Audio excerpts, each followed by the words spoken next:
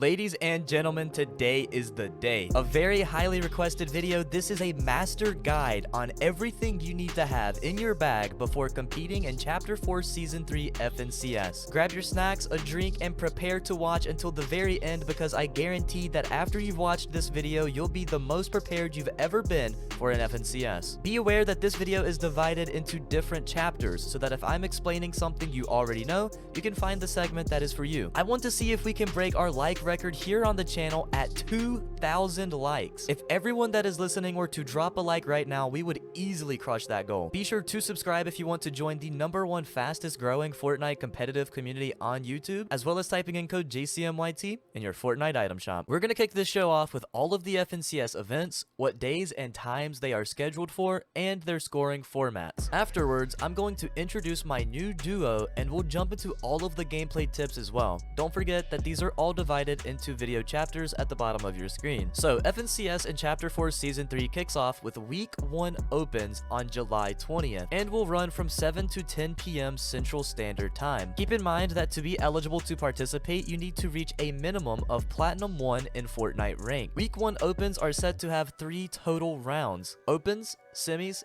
and finals. Week 1 opens are on July 20th, Week 1 semis are on July 21st, and Week 1 finals are on July 23rd, each round being from 7 to 10 p.m. Central Standard Time. Here is how it works. If you place top 200 at the end of opens, you will qualify for semis. If you place top 50 in semis, you'll qualify for Week 1 finals. Keep in mind that if you make it to finals, there are no prize pools for each week's finals, and that instead you're going to be fighting for series points. This is the exact same format for all 3 weeks of FNCS opens, and series points is kind of where it gets interesting. Allow me to explain. Starting with Week 1 opens, the highest placing teams from opens, semis, and finals will begin to collect series points. These series points will combine from week to week. Week 1 series points will combine with Week 2's series points, and then that total will also combine with the series points that you gain from Week 3. At the end of all 3 weeks of opens, the top 50 teams on the series points leaderboard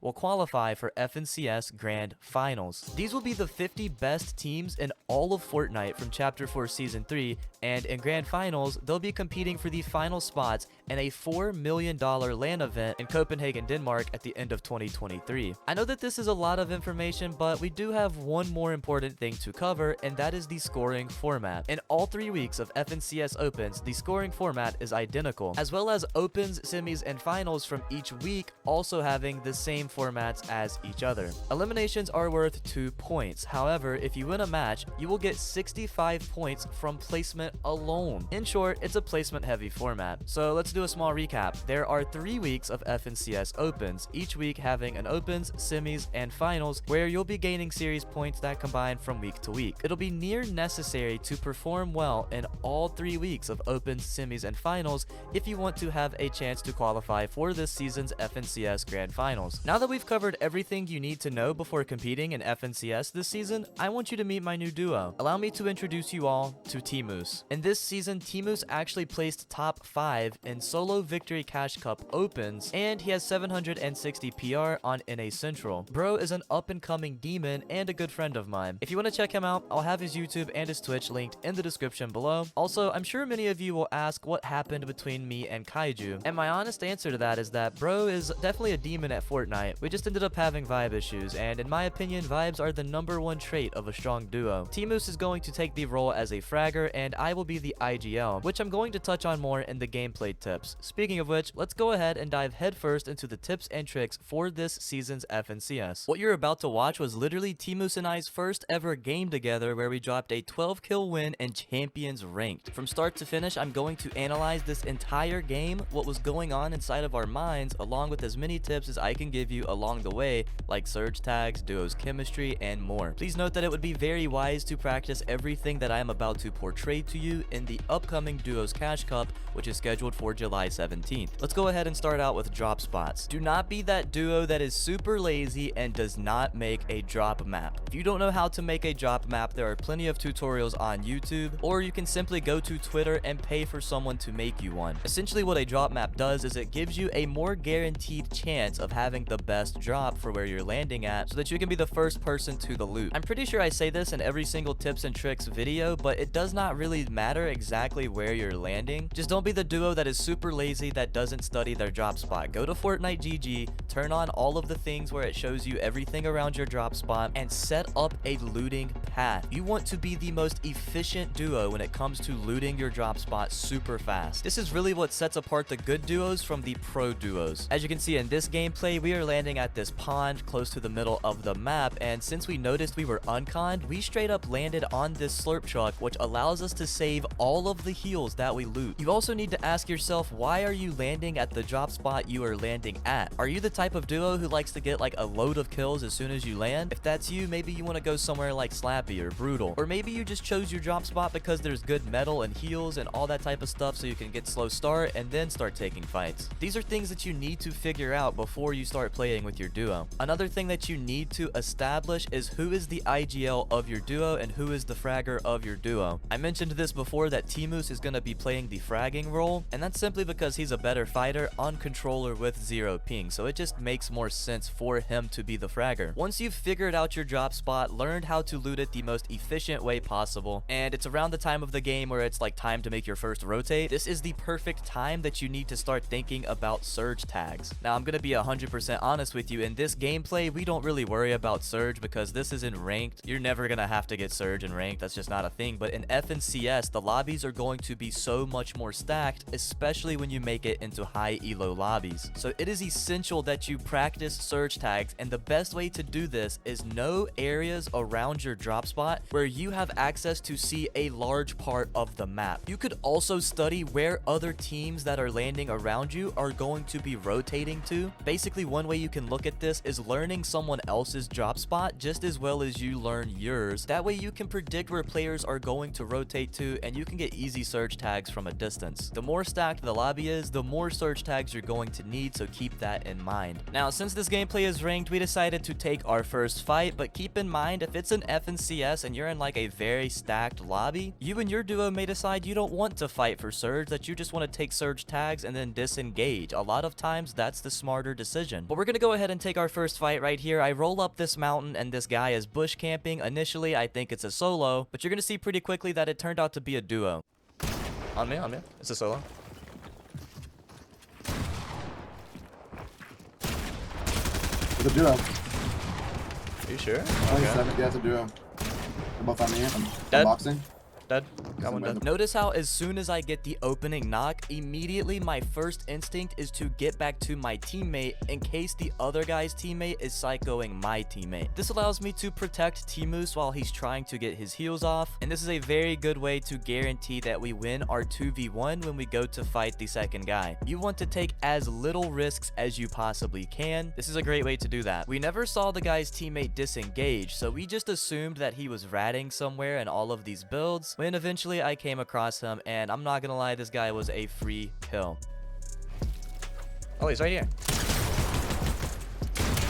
Dead. Now, if you've been competing in Fortnite this season, you will know they recently added in a new way to earn points by opening vaults and capturing the Loot Island flag. Well, I'm here to tell you right now that there is nothing in the scoring format that says you earn points for those things, so I'm thinking they got rid of that. The only way that you can earn points is either through placement or eliminations. That's it. However, it is still an essential thing to do to capture your loot cache. If it were me, I'm going for this thing every single game, even if it means you need to fight the other team off for it. Having slurp juices in your inventory is the biggest advantage that you can have going into this FNCS, I promise you. In this gameplay, we end up coming across someone else's and we're able to retrieve it in the gold variation, so we just don't even go for ours. Notice how when I'm capturing the cache, my teammate is getting on top of a building in Mega City so that he can get recon on what's going on around us. We're not just both blindly sitting on it, not watching our surroundings, because that would be really bad awareness. Surely enough, enough, my teammate spots a duo in the building right next to us, and he's able to keep them from pushing me while I'm on the cache. This allows me to get the slurp juices to my teammate, as well as pick mine up before we begin this fight. Now, I will say it's probably the most unwise thing that anyone can do taking a fight in Mega City, especially during FNCS. I mean, your frames are going to drop super bad,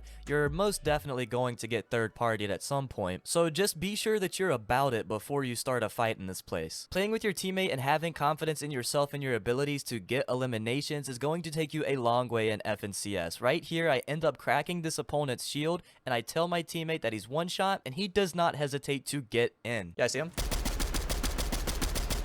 Cracked him. 1 HP. 1 HP on him. 1 HP. Legit one. Legit one. Nice job. Nice job. His teammate's coming back. On me. Oh, I get hit hard. Hit hard. I'm on the way. It's holding. Dead? Oh my god. Now, I don't know if you noticed it right there, but I ended up using the most OP item that I believe is in the game at the moment. It's this little whip served ice cream item. I don't know if you know this, but it literally gives you 200 HP as soon as you take it. I'm not 100% sure if this will still be in the game around 8 days from now when FNCS is starting, but if it is, I'm pretty sure you can only get it from coolers, so keep that in mind. If it's in the game, you're gonna want that item. Pretty sure I demonstrated exactly why it's OP during that moment. We decided to rotate out of Mega to go look for another fight to take because we're trying to build duo chemistry. T-Moose ends up picking up a kill on a guy that was not with his duo, and now we're rolling up on a fight that's happening between 2 other teams, and we're looking to third party right here. It's really important that you take 3-2-1s a lot in FNCS. If you don't know what that means, it's basically where you and your duo shoot the exact same guy at the exact same time. It's a pretty easy way to get an instant knock a lot of the times. So that's what we were doing right here, but we noticed another team that was pulling up in the distance, and we also noticed that we weren't in zone. This is where it's going to be a very important thing for the IGL of your duo to make the decision not to take the fight. Instead of taking the fight, I told T-Moose, I was like, hey, let's go rotate somewhere else where we have the advantage over everyone. So I take us right here on top of this mountain. Being on this mountain, we have coverage of the entire side of this map, and it also allows us to take the fight that we want to take instead of being forced into a fight because we weren't aware that there was a duo around us. Be sure that you and your duo are on the same wavelength about these types of plays. Now that we are in a way better position, we decide we want to roll up on this fight, and I'm about to show you an amazing example of duo chemistry and how you can improve duo chemistry with your teammate. You see, T-Moose understands that his ping is way better than mine, so he communicates it to me to break the wall of the opponent so that he can take it instantly. Just check out how smooth that this went. 3, 2, 1, go. Cracked him. Dead. Yep, nice. Look at that. Team beam. Cannon. Cracked. Okay, I can start holding while you break. Hey, come on, break this right here. Yep. Look at the chem, baby. The chem is crazy. The cannon right here if you can. Okay, 3. I gotta go charge it. I got him 100. Open cone, maybe? Or, I lied. I just got him. It's because I got knocked. Nice, good job. Now, even though this next player we eliminate is a solo, this is a great example of how to pressure from opposite sides. For any of you watching that saw my video with Ken Beans, this is something that he kind of taught me how to do really well. So basically, you want to set it up to where your duo is pressuring the opposite side of the enemy that you are. This is the quickest way to end a fight. Here's a new situation that you might want some insight on. Storm ends up pushing us into a new duo, but T-Moose needs to get off some heals. While T-Moose is healing and the other team is pressuring us, I'm looking to make space, and I also go for a pre-fire that ends up making this team be a little less aggressive and gives us the time that we need to get back into things. On my wall. 118. Dropping us. I cracked one. Oh, what a bad spot. Okay. Wait, layers. I'm drinking a big, okay? 3 seconds. Now I'm getting shot in the back by the other team. I'm with you. Yeah, we're good. I'm chilling. I'm giving you time. I'm with you. Walk this way. Having the ability to know when to slow down and when to speed up during these fights is going to be crucial for you. We gotta go left side. Just getting to leave. Opening this. Okay.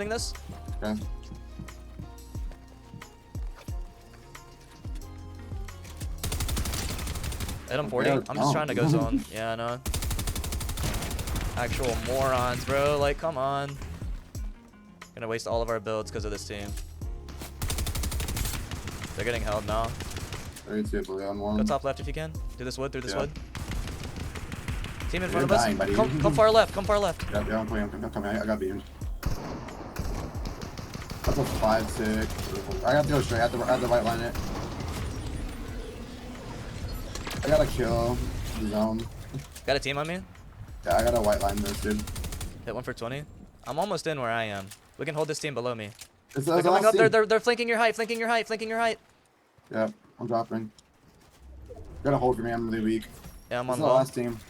Yeah, I'm not in a banger box. I have 380 wood and 100 metal. That's it. I'm 2-0-1. You have heals for me?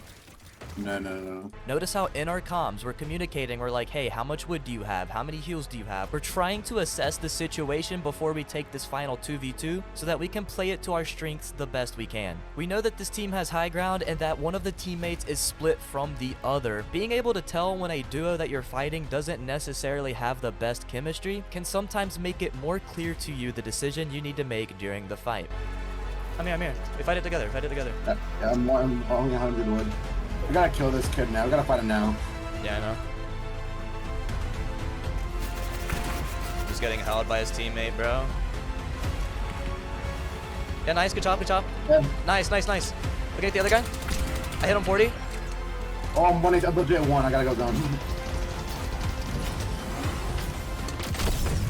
He fell. I hit him 40. Yeah, I'm coming up. I'm legit 1 HP. It's crazy, brother. You're good. Keep going. I'm 1-2. Dead. Nice! Let's go. We're crazy. I have no idea how I'm alive. Knowing that T-Moose is a very capable fighter, I made the decision in that final 2v2 to try and pressure the other guy's teammate so that it made T-Moose's fight with the first guy a little bit easier. There's a couple ways we could have approached that. I could have asked T-Moose to simply rotate to the left with me, and then we could have took a 2v2 in a better position. But seeing how this is just ranked mode and not FNCS, I was completely fine with letting T-Moose confidently take his one, and being the IGL, just trying to do everything I can to assist him, you know, keep the other guy from spraying him too much so that it makes his fight a little bit easier. This was literally the first game that T-Moose and I had played, and you know, it felt pretty good. I think the chemistry is definitely there, and I feel like we're gonna have a good chance at placing really well in this coming Duos Cash Cup and FNCS. I really hope that you learned something in this video, or even if everything that I showcased was something that you were already aware of, at the very least, I hope you did enjoy watching. If you made it all the way to this point of the video, you are an absolute demigod. Also, if you made it to this point of the video, be sure to comment the clover emoji in the comment section for 2 reasons. You already know the first reason. I'm trying to see who the real ones are. And reason number 2, I wanted to wish you guys all the luck in the world for the next Duos Cash Cup and for FNCS, because everything I showed you in this video can apply for both of these. I wish the best for you and your duo. Hopefully I can have a positive impact on your guys' placement. And that's about gonna do it for today's video. It would mean a whole lot to me if you could drop a like if you haven't already. A lot of time and effort went into this video, as well as I didn't mention this, but I was actually injured during this. Yeah, your boy might have fell off of his front porch. We're not gonna talk about that. But guys, I just want you to know the grind never ends. I'm always doing what I can to put out awesome content for you guys. The support that I've seen on the YouTube recently has been absolutely overwhelming. We just hit 13,000 YouTube subscribers. That just means the world to me, and I'm super happy that you guys have been enjoying the content. If you want to see another video of mine, it's on screen right now. That would mean the world to me. And as always, I hope you have a fantastic rest of your day or night, and I will see you all in the very next video. Peace.